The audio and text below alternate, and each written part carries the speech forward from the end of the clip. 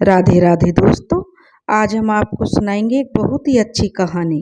अगर आप हमारे चैनल पर नए हैं तो प्लीज़ हमारे चैनल को लाइक करें, सब्सक्राइब करें और शेयर करें। बहुत समय पहले की बात है। एक सेठ था। उस सेठ के 7 बेटे थे। सातों बेटे की शादी हो चुकी थी और व्यापार में अपने पिता का हाथ बटाते थे। पिता अब बूढ़ा हो चला था, इसलिए उसने अपना सारा व्यापार अपने बच्चों को सौंप दिया और वह यात्रा करने के मन में उसने ठान ली कि जब टाइम था, जवानी थी, तो व्यापार में लगा रहा, लेकिन अब मैं निश्चिंत रहकर यात्रा करना चाहता हूँ। उसके पुत्र और घर वाले, परिवार वाले कहने लगे सेठ जी से कि हम आपको भेज तो दें, लेकिन आपकी उम्र अब अकेला जाने की नहीं है, इसलिए आपको अकेला कैसे भेज दें। उस समय में बड़े बड़े सेठ और राजाओं के साथ नाई चलते थे। तो राजा सेठ ने अपने नाई को बुलवाया। नाई जब सेठ की हजामत करने आया तो सेठ जी ने अपनी यात्रा के बारे में नाई को कहा और उसे एक स्वर्ण मुद्रा रोज देने के लिए कहा। प्रतिदिन एक स्वर्ण मुद्रा को सुनकर नाई बड़ा खुश हुआ, क्योंकि साल में मुश्किल से वह 12 स्वर्ण मुद्रा ही कमा पाता था। लेकिन नाई की तबीयत ठीक नहीं थी, इसलिए वह कहने लगा, सेठ जी, मैं तो आपके साथ नहीं चल सकता, लेकिन मेरा बेटा आपके साथ चला जाएगा। मैं उससे पूछकर आपको जरूर संदेश भेजता हूँ। नाई जब अपने घर गया तो वह अपने बेटे से सेठ के साथ जाने के लिए कहने लगा, लेकिन नाई के बेटे की नई नई शादी हुई थी और वह अपनी नववधु पत्नी को छोड़ना नहीं चाहता था, और इधर एक मोहर प्रतिदिन भी वह खोना नहीं चाहता था। तब उसकी पत्नी ने उसे एक उपाय सुझाया। कहने लगी कि आप अपने यजमानों से ऐसे ही दूरी बनाओगे तो हम क्या खाएंगे, इन्हीं से तो हमारा घर गृहस्थी चलती है। इसलिए आप सेठ के साथ जाओ, लेकिन उनसे एक शर्त मान अपनी शर्त रखना। कि सेठ का कोई यह पता नहीं था कि वहाँ कितने दिन लग जाएं, कब तक सेठ यात्रा पर रहे, उसका कोई निश्चित समय नहीं था। यही नाई की परेशानी थी। इसलिए उसकी पत्नी ने उपाय सुझाया कि तुम सेठ से रोज कोई अनहोनी प्रश्न पूछना। जो अनोखा प्रश्न तुम उनसे पूछोगे तो सेठ उसका जवाब ना दे पाए तो तुम उसी दिन वापस आ जाना। यह बात नाई को जम गई और वह सेठ के पास गया और कहने लगा, सेठ जी, मैं आपके साथ तो चलूँगा, लेकिन मेरी एक शर्त है। आपको रोज़ मुझे एक प्रश्न का जवाब देना होगा। अगर मैं संतुष्ट हो गया तो ठीक है, अगर आपने मेरी जो प्रश्न का उत्तर नहीं दिया तो मैं उसी दिन आपको छोड़कर आ जाऊंगा। सेठ जी बड़े तजुर्बाकार थे। वे नाई की बात को समझ गए और मुस्कुरा दिए। वे बोले, ठीक है नाई, लेकिन साथ साथ चलने में बातें भी की जाती हैं, उन्हें तुम कोई प्रश्न नहीं मानोगे। नाई भी सेठ जी की बातों को मान लिया और दोनों तीर्थ यात्रा के लिए चल पड़े। उधर चलते चलते नाई और सेठ जी मेवाड़ राज्य में पहुंच गए। मेवाड़ राज्य बहुत ही प्रसिद्ध राज्य था। यहाँ एक समय राणा वंश का राज्य था। इस क्षेत्र में पर्वत अधिक हैं। यहाँ का रास्ता कंकरीला और पथरीला था। यहाँ सबसे प्रसिद्ध नगर चित्तौड़ है। जब सेठ और नाई चित्तौड़ पहुंच गए तो उन्होंने वहीं किले के अंदर प्रवेश किया और किले के भीतर पद्मनी का महल, रतन सिंह का महल, फतेह सिंह का महल, शिव मंदिर, काली मंदिर, मीराबाई का मंदिर आदि अद्भुत चीज़ों के दर्शन किए। उन चीज़ों को देखा। प्रसिद्ध मंदिर, कुछ बावड़ी, कुंड आदि उस स्थान पर देखे। वहीं उन स्थानों को देखने के बाद दोनों ने उधर ही नदी के किनारे वृक्षों के नीचे अपना डेरा डाल दिया, क्योंकि बहुत से यात्री भी वहीं पर ठहरे हुए थे। सेठ जी ने नाई को कुछ पैसे दिए और कहा कि वह बाजार जाए और वहां से खाने पीने का सामान ले आए। जब वह नाई पैसे लेकर सामान लेने जा रहा था तो उसने देखा एक भटियारा, एक फौजी जवान और एक वेश्या एक आदमी को पकड़े हुए राज दरबार की ओर जा रहे थे। तीनों कह रहे थे, यह आदमी बड़ा ठग है, इसने हम सबको ठगा है, आज मुश्किल से पकड़ा गया है, इसे राजा के यहाँ ले जाकर सजा दिलाएंगे। उनके साथ बहुत भीड़ भी थी। यह सब देखता हुआ नाई वह सामान खरीदने चला गया। कई दुकानों पर जाकर जब उसने सामान खरीदा और सामान खरीद कर वापस आया तो देखा नगर के निवासियों के साथ वह ठग आजादी से घूमता आ रहा था।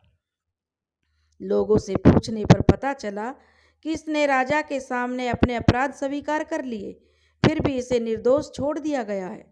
यह सुनकर नाई को बड़ा आश्चर्य हुआ कि अपराध स्वीकार कर लेने के बाद भी राजा ने उसे बिना दंड दिए क्यों छोड़ दिया। यह विचार करता हुआ वह अपने सेठ के पास आया और सेठ के पास आकर सामान सामने रखकर बोला कि मेरी तो राम राम ही समझ लो, मैं तो अब घर चला। सेठ जी बोले, तुमने जरूर कोई अनोखा वो देखी होगी घटना, पहले खाना तो बनाओ, फिर मैं तुम्हारी बात का जवाब दूंगा। सेठ जी की बात सुनकर नाई जल गया, उसे बड़ी जलन हुई और उसने खड़ा होकर खाना करने में लग गया। खाना बनाया, बर्तन साफ किए, उसके बाद उन दोनों ने मिलकर खाना खाया। फिर नाई ने पटेल जो सेठ जी थे उनका बिस्तर लगा दिया, हुक्का भर दिया, उसके सामने रख दिया। जब सेठ जी हुक्का पीकर आराम करने लगे तब नाई ने बर्तन साफ करके सारा काम पूरा कर दिया। फिर वह सेठ जी के पैर दबाने लगा और सेठ जी से बोला, आपने मेरी बात का कोई जवाब नहीं दिया, उसका जवाब दीजिए। तब सेठ जी ने कहा कि पहले अपनी आज की देखी हुई अनोखी बात तो सुनाओ। नाई की बात सुनकर सेठ जी बोले कि मैं बात कहूँ तो तुम हुंकारा भरते रहना। सेठ जी बोले, सुनो, एक जाट बहुत गरीब था, उसके पास जब कुछ नहीं रहा तो उसने अपनी टूटी हंडिया और थोड़े से चावल बांधकर अपने घर से चल दिया, क्योंकि उसके घर में कुछ खाने पीने का भी नहीं बचा था। चलते चलते एक सराय में जाकर ठहर गया और वहीं एक भटियारी से कहने लगा कि हमारे चावल ये चावल है हमारी हंडिया में ही बनाना, मैं जब तक घूम कर आ रहा हूँ। भटियारी ने उस छोटी सी हंडिया में चावल पकने रख दिए। वह आदमी कहीं बाहर नहीं गया था, उसी के घर में छिप कर बैठ गया और भटियारी को छुपे छुपे देखता रहा। जब चावल पक गए तो भटियारी का लड़का बोला, थोड़े से चावल मुझे दे दो। भटियारी ने 2 चम्मच चावल उसे खाने को दे दिए। थोड़ी देर बाद दूसरा लड़का आया, उसने भी भटियारी से चावल मांगे तो भटियारी ने 2 चम्मच चावल अपने दूसरे बेटे को भी दे दिए। उसने भी खा लिया और चला गया। अब वह आदमी यह सब देखता रहा, फिर निकलकर बाहर आया और भटियारी से चावल खाने को मांगने लगा। भटियारी ने उसकी हंडिया उसके सामने लाकर रख दी। उसने हंडिया को कान से लगाया और बोला, अरे चुप भी हो जा, भटियारी ने बस 2-2 चम्मच चावल अपने दोनों लड़कों को ही तो दिए हैं, ज्यादा तो नहीं दिए। इतना कहकर हंडिया में से चावल प्लेट में रखकर खा लिए। जब वह चावल खा चुका तो भटियारी बोली, तुम यह क्या कह रहे थे? भटियारी ने दोनों लड़कों को 2-2 चम्मच चावल दिए। इतनी सुनकर वह आदमी बोला, हंडिया जादू की भरी कहती है सब हाल, चोरी सारी कान में बतलाती तत्काल। जब उस आदमी की यह बात सुनी तो भटियारी ने सोचा, यह हंडिया तो बहुत ही वास्तव में कमाल की है, जादू की है। मैंने जो चावल निकाले वह उसने बता दिए। मेरे यहाँ तो बहुत अधिक चोरी होती हैं, अगर यह हंडिया मुझे मिल जाए तो मैं चोरी का पता लगा लिया करूँगी। और ऐसा विचार करके वह उस जाट से कहने लगी, हंडिया दे दो यह मुझे, होए बड़ा एहसान, इसकी कीमत अभी मैं नगद करूं भुगतान।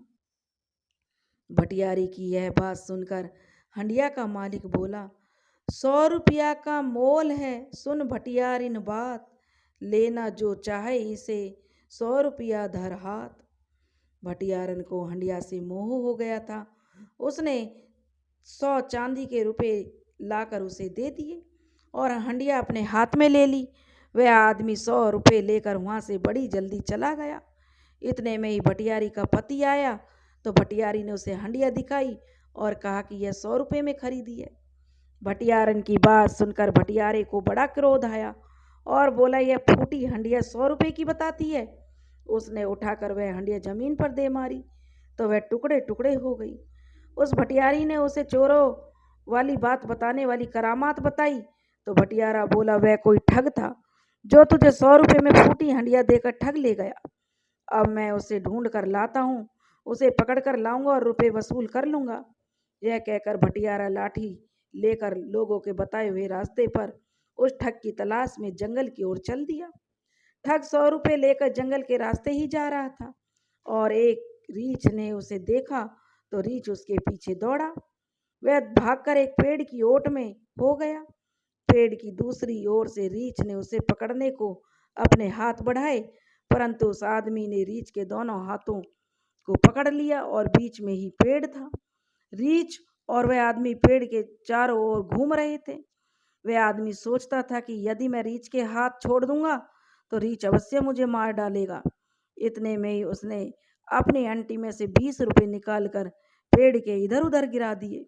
उसी समय घोड़े पर सवार एक फौजी जवान उधर से निकला। उसने रीछ और उस आदमी को पेड़ के चारों ओर घूमते देखा तो वह समझ गया कि रीछ इसे मार डालेगा। यह विचार करके उसने अपनी बंदूक से रीछ को मारने के लिए जैसे ही उठाई तो यह देखकर वह आदमी बोला, रीछ पालतू है मेरा, सुनो लगाकर कान, मनमानी देता रकम, देखो स्वयं प्रमाण। यह रुपए अकेले में निकालता है, तुमको आया हुआ देखकर इसने रुपया देना बंद कर दिया है। अब तक तो मैं सैकड़ों रुपया पैदा कर लेता। घोड़े पर सवार ने जब यह बात सुनी और 20 रुपये पड़े भी देखे तो उसने समझा कि वास्तव में रीछ कराम आती है। रुपया उसके पेट में भरे हैं, अगर यह मुझे मिल जाए तो मैं मनमानी रकम कमा लूँ। यह विचार करके वह कहने लगा, मुझको दे दो रीछ, यह मैं बतलाऊं तो है, रुपए की है यह इस समय मुझे बहुत जरूरत मोह है। उस आदमी ने जब घुड़सवार की बात सुनी तो कहने लगा, यदि तुम रीछ लेना चाहते हो तो रुपए 400 और अपना घोड़ा मुझे दे दो, मैं तुम्हें रीछ का हाथ पकड़ा दूंगा और मेरे चले जाने के बाद जितना रुपया चाहो रीछ से निकलवा लेना। और हाँ, जो यह 20 रुपये जमीन पर पड़े हैं इन्हें भी मैं ले जाऊंगा। सवार के पास 300 रुपये ही थे। कहने लगा कि मेरे पास तो सिर्फ 300 हैं, तुम मुझे रीछ दे दो।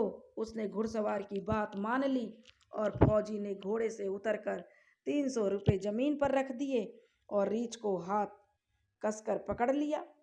और जो उस आदमी ने रीछ को छोड़ने के बाद उन 300 और जो 20 रुपये जमीन पर पड़े थे उन्हें उठाकर जो भाग गया। अब घोड़े पर चढ़कर भागने में उसे कितनी देर लगती थी। अब जो फौजी जवान था वह रीछ के हाथ पकड़े पेड़ के चारों ओर घूमने लगा।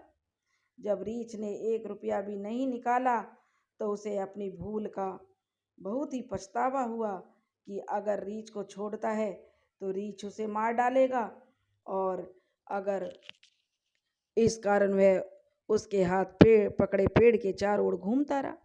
इतने में ही वह भटियारा आ गया और बोला, यह आदमी जो तुम्हारा घोड़ा रुपया ले गया है वह बहुत बड़ा ठग है। हमारे यहाँ 100 रुपये में फूटी हंडिया दे गया। तुम यह सोचो कि रीछ के पेट में रुपया कहाँ से आएगा। यह कहकर उसने अपनी लाठी से रीछ को मार डाला और फौजी के प्राण बचाए। अब वह भटियारा और फौजी दोनों उस ठग को पकड़ने के लिए घोड़े के पांवों के निशान देखते हुए चले जा रहे थे। उधर वह ठग घोड़े पर सवार होकर दूसरे शहर में शाम के समय एक तवायफ के सराय में जा ठहरा। उसने घोड़े को 2 सेर दाना खिलाया और तवायफ से कहा, तुम सुबह मेरे घोड़े की लीद मत फिकवाना। उसने 4 बजे रात को उठकर घोड़े की लीद में 200 रुपये मिला दिए और सवेरे उठकर तवायफ के सामने पानी मांगकर लीद को धोना शुरू किया। उसमें से जो 200 रुपये उसने मिलाए थे वे निकाल लिए और बोला, यह मेरा घोड़ा कराम आती है, देखो तुम्हारे सामने मैंने इसे 2 सेर दाना खिलाया तो इसने लीद में से 200 रुपये ही, जितना दाना खिलाता हूँ उतने ही है पैसे निकालता है। यह सब सुनकर तवायफ को लालच आ गया तो वह भी लालच में पड़ गई। उसने सोचा कि अगर मैं इससे यह घोड़ा खरीद लूँ तो मुझे बहुत धन आ जाएगा, और वह जो उसके लालच में पड़कर कहने लगी कि यह घोड़ा मुझे दे दो और जो कुछ चाहो तुम ले लो। तवायफ के बहुत विनय करने पर 1000 रुपये लेकर उसने घोड़ा दे दिया और चला गया। तवायफ ने सोचा कि 1000 एक ही दिन में वसूल कर लूँ, इसलिए उसने घोड़े को 10 सेर दाना खिला दिया, जिसे खाकर घोड़े का पेट फूल गया और वह मर गया। वह मरा हुआ घोड़ा सराय के दरवाजे पर पड़ा हुआ था। उधर से भटियारा और फौजी निकले तो फौजी ने अपना घोड़ा पहचाना और भटियारे से बोला, मेरा घोड़ा तो यहाँ पर मरा पड़ा है, ठग भी यहीं कहीं होगा। जब उसने तवायफ से पता किया तो उसने कहा कि यह आदमी इसे करामाती घोड़ा बताकर 1000 रुपये में बेच गया है। फौजी बोला, घोड़ा मेरा है, इसमें कोई करामात नहीं थी, तुम्हारी तरह उसने हम लोगों को भी ठगा है। चलो अब हम तीनों मिलकर उसे तलाश करेंगे और पकड़कर अपना रुपया वसूल करेंगे। अब वह तवायफ भी उनके साथ हो गई। अब भटियारा, फौजी और तवायफ तीनों ही उसको ढूंढने के लिए चल दिए और उसी शहर में घूमते हुए उस ठग को पकड़ लिया। और जब वह नहीं माना तो वे न्याय कराने के लिए उसे राजा के राज दरबार में ले गए। सबसे पहले राजा के सामने भटियारे ने अपना दावा रखा। वह बोला कि वह आदमी ठग है, मेरी पत्नी को फूटी हंडिया 100 रुपये में देकर ठग लाया, जिसने उसे यह लालच दिया था कि हंडिया मेरी करामाती है और चोरों का पता बताती है। राजा ने उससे पूछा कि भटियारा जो कह रहा है क्या वह ठीक है? वह आदमी बोला, वास्तव में मेरी हंडिया करामाती थी और वह चोरी बताती थी, आप उस हंडिया को मंगाकर जांच कर लीजिए। राजा ने भटियारे से कहा कि वह हंडिया लाओ। भटियारा बोला, वह तो मैंने फोड़ दी। राजा कहने लगा, जब हंडिया ही नहीं है तो मैं न्याय कैसे करूं? इसके बाद फौजी ने अपनी फरियाद सुनाई कि यह आदमी ठग है और 300 रुपये और एक घोड़ा मुझे उसे बहका कर मुझसे ले गया और एक रीछ का हाथ मुझे पकड़ा दिया। उसने कहा कि वह रीछ अकेले में पेट में से जो लीद करता है, जो भी निकालेगा। तो राजा ने पूछा, उसमें यह बहुत धन देता है। राजा ने पूछा, क्या तुमने 300 रुपये और घोड़ा लेकर इन्हें रीछ दिया? तो उसने उत्तर दिया, महाराज मेरा रीछ करामाती था, मैंने जो कुछ भी कहा सत्य कहा, रीछ को मंगवा कर आप जांच कर लो। भटियारा बोला, उसको तो मैंने मार दिया, अगर मैं उसको नहीं मारता तो वह इसकी जान ले लेता, उसको मारकर मैंने इसकी जान बचाई है। राजा बोला, तुम्हारे मामले में भी यह निर्दोष है क्योंकि तुमने रीछ को मार दिया।